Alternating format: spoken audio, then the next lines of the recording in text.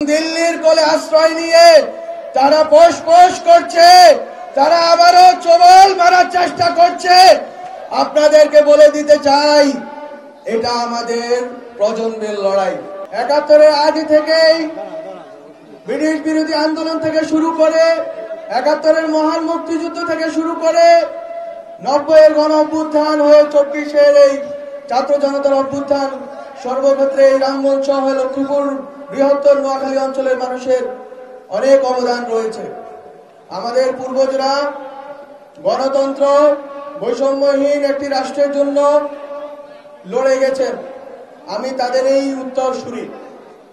এই জুলাই গণ অভ্যুত্থান যখন ঘটেছে, আমরা আমাদের জায়গা থেকে চেষ্টা করে আমরা এই অভ্যুত্থানকে একটি ছাত্র জনতার মহাপ্লাবী অভ্যুত্থানে রূপান্তরিত করে শেখ হাসিনার ফ্যাসিস্ট শাসন অপসারিত করার চেষ্টা করেছি, কিন্তু আমরা বেঁচে গিয়েছি।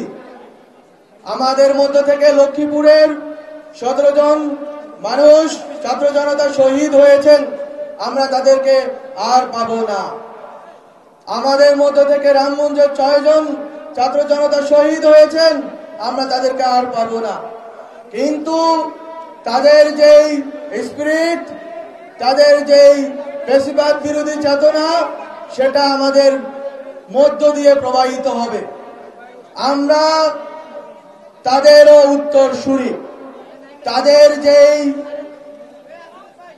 কাজ তারা করে যেতে পারেননি, যেই স্বপ্ন নিয়ে তারা আওয়ামী লীগের গুন্ডা বাহিনী এবং ফ্যাসিস্ট বাহিনীর বিরুদ্ধে লড়ে তারা শাহাদাত বরণ করেছেন, সেই প্রেরণা থেকেই আমাদের পথ চলা।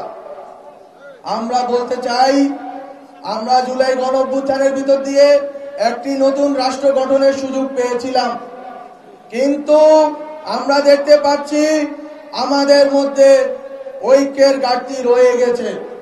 ২৫০টিরও বেশি ডিজাইন অপশন নিয়ে ওয়ালটন স্মার্ট ফ্রিজ, বোঝে আপনার প্রয়োজন।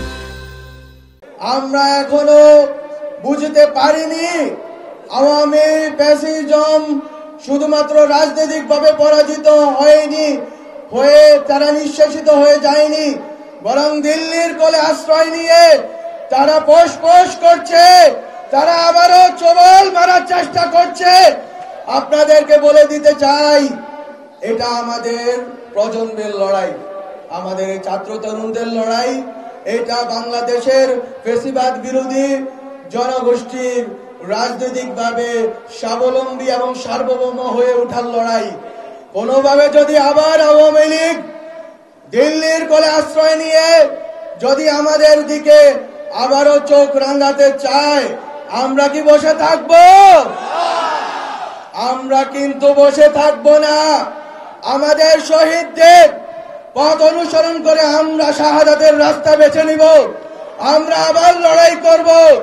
আমরা আওয়ামী লীগের ফ্যাসিস্ট শুধুমাত্র শাসন ব্যবস্থাকে উৎখাত করে সন্তুষ্ট নই, বরং আওয়ামী ফ্যাসিজমের যত অবশিষ্ট বাংলাদেশে বিভিন্ন প্রান্তে প্রশাসনে, শিক্ষা অঙ্গনে, সাংস্কৃতিক অঙ্গনে রয়ে গেছে, তাদেরকেও আমরা বিচারের আওতায় আনব। তাদেরকে বিচারের আওতায় এনে আমরা শহীদদের যেই আকাঙ্ক্ষা ছিল, এই আকাঙ্ক্ষার বাস্তবায়নের দিকে এগোবো।